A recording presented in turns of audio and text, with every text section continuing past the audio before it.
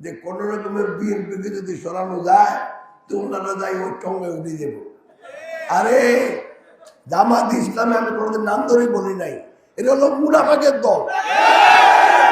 এই মুনাফেকদের কোনোদিন কোনো কালে বাংলাদেশে ক্ষমতা আসতে দেওয়া হবে না। অন্তত যতদিন আমি বাঁচিয়ে আছি এদেরকে ক্ষমতা আসতে দেওয়া হবে, কারণ এরা সবসময় মানুষের পিঠে কোথাকুচি করার জন্য ব্যস্ত। এরা এই দেশের উন্নয়ন তো করবেই না, এরা এই দেশকে সিরিয়া বা লেবানন বানিয়ে ফেলবে। অতএব বাংলাদেশ এই ফেনী 3 আসনের জনগণের প্রতি আমার আকুল আবেদন যে কোনোদিন কোনো কালে জামাত ইসলামী জন্য একটা মেম্বারও না হইতে পারে। আর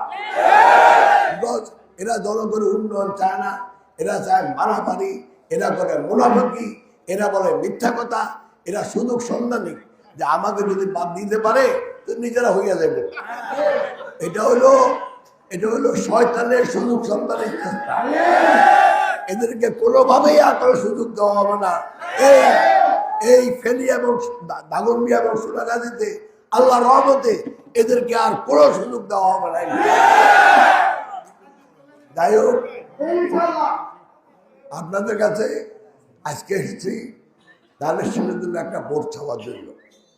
যদি আগে বলছি, যদি দানের শেষে ভোট দিয়ে যদি আমরা বিএনপিকে রাষ্ট্র ক্ষমতায় আনতে পারি, আমাদের যোগ্য নেতা তারেক রহমান যদি সরকার প্রধান হয়, তাহলে আল্লাহর রহমতে বাংলাদেশ সামনের দিকে এগিয়ে যাবে। আর আমাদের ফেনী 3 আসনে আমাদের মা বোনের ভোটার আমাদের পুরুষ ভোটার থেকে বেশি। ওদের দয়া করে আপনারা বাড়িতে গিয়ে দয়া করে আমার মা বোনদের একটু বলবেন যেন 12 তারিখে গিয়ে দানের শেষে একটা ভোট দেয়, তাহলে আমি একটা সুযোগ পাবো। সেই সুযোগের আমি ইনশাল্লাহ সদ্ব্যবহার করব, যাতে করে আমাদের ফেনী এই 3 আসনের আমার প্রিয় সোনাগাজী এবং দাগনভূঞার সব ধরনের উন্নয়ন আমরা করতে পারি। সেটা নদী ভাঙ্গন হোক, স্কুলের মান উন্নয়ন হোক, স্বাস্থ্যসেবার মান উন্নয়ন হোক, সব কাজে আপনাদের সাথে একত্রে মিলেমিশে এই 2টা থানার উন্নয়ন করবো ইনশাল্লাহ। এ কথা বলে আমি শেষ করলাম। আসসালামু আলাইকুম।